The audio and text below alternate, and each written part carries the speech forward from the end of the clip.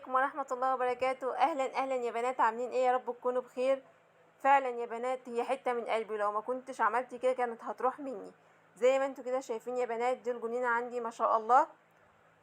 كان لازم احط لها سماد عضوي. لبست الجوانتي 3، يعني لبست كذا واحد 3 تقريبا. ده احنا بنحط السماد العضوي ده بناء على كلام المزارع. هو اجه شاف الحديقة من حوالي 10 ايام، وقال لنا ان هي محتاجة سماد عضوي، لانها كانت كل الشجر اللي فيها كان يعتبر خلاص بيموت. احنا لحقناه على الاخر، حتى في شجر كتير، اوراق كتير يعني لونها اصفر. ده بسبب ان احنا ما كناش بنحط سماد عضوي، كنا بنحط سماد كيماوي.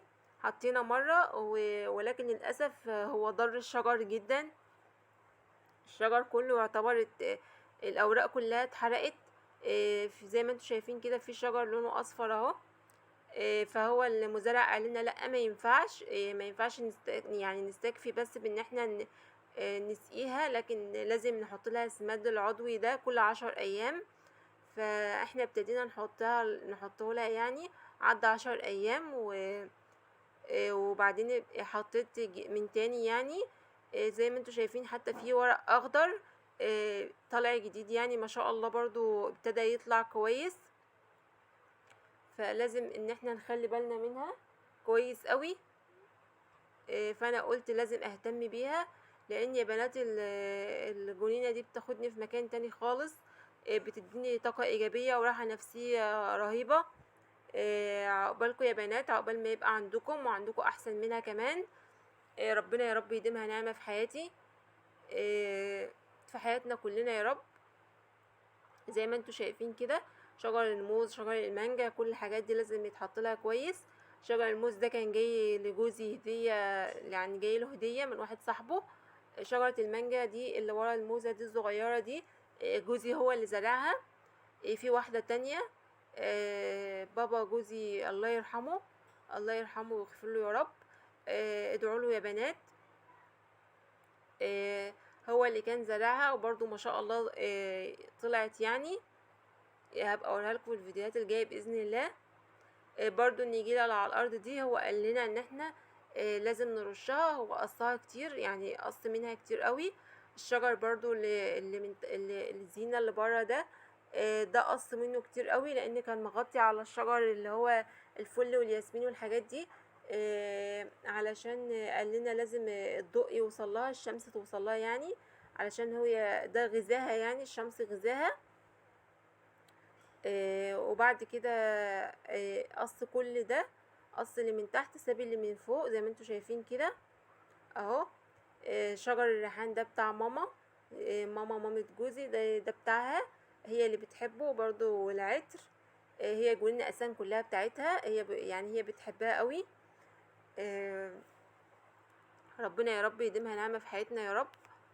زي ما انتوا شايفين كده، انا ابتديت ارش الشجر كله من فوق ومن تحت. هو المزارع قال لنا كده، رشوها كويس، خلي الشجر ياخد ميه كويس اهو زي ما انتوا شايفين. اليوم والله يا بنات، في اللي هو السماد العضوي ده فرق جدا في الشجر. برضو كل فترة كده يا بنات هصورها لكم، هصور لكم ايه الجديد فيها، يعني ايه اللي طلع وكده. الفل ابتدت الزهرة، يعني زهرات صغيرة كده خالص تطلع. ان شاء الله لما يطلع الفل كامل هصوره لكم برضو ان شاء الله باذن الله. زي ما انتوا شايفين كل مكان برشه. احنا كنا هنا يا بنات اخر النهار، يعني كنا ايه داخلين كده على المغرب. الشجر ما ينفعش يترش وفي شمس غلط. فاحنا يا اما الصبح بدري قوي، يا اما يعني اخر النهار كده. كنا هنا يعني المغرب، يعني قرب المغرب كده اهو. كل مكان رشيته، كل مكان فيها. قولوا ما شاء الله يا بنات. زي ما انتوا شايفين كده، الشجر برضو يترش من فوق كله. وهنا بقى ايه، دخلنا على بالليل ابتدينا بقى ان احنا هنا ايه، زي ما انتوا شايفين كده نولع الفحم. قلنا بقى ايه، نشوي ذرة. الذرة يا بنات والصيف، ده يعني هو الذرة والصيف، الذرة مع الصيف يا بنات، وريحة الذرة بتاخدني على البحر على طول.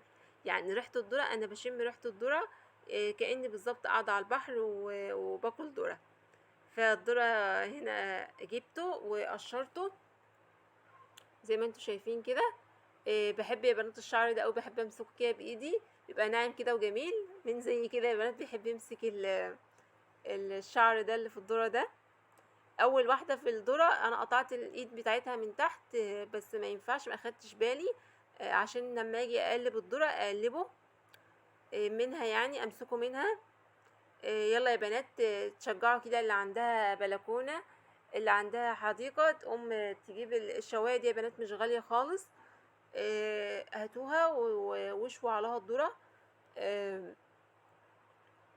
الذرة في البيت يعني لما بيتشرب ريحته حلوة، الأولاد بيحبوه. كمان بره بقى غالي جدا. مش عارفة ليه بصراحة يعني، بس هو يعني هو مش غالي قوي كده لما باجي اشتريه كده عادي، ولكن هو بره غالي جدا.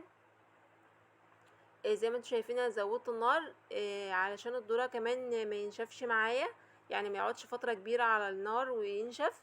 فلازم هو كمان النار عالية كده، يتقلب على طول على طول عشان ما يتحرقش. زي ما انتوا شايفين كده، شايفين يا جماله يا جماله، شايفين النار عاملة ازاي يا بنات؟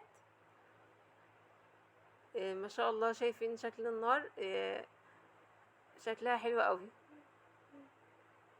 اهو. زي ما انتوا شايفين ببتدي بقى اقعد امسك اقعد اهوي بقعدها كده لحد ما يطلع النار. والذرة اهو يا بنات خلص اهو. قولوا ما شاء الله، شايفين؟ ما شاء الله. وباي باي.